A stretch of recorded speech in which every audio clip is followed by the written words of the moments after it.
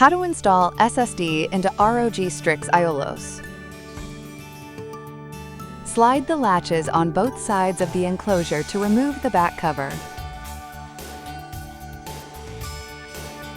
Loosen and remove the SSD retaining screw by turning it counterclockwise. Next, install your SSD storage. Gently press the SSD down and place the retaining screw into the semicircular notch above the SSD.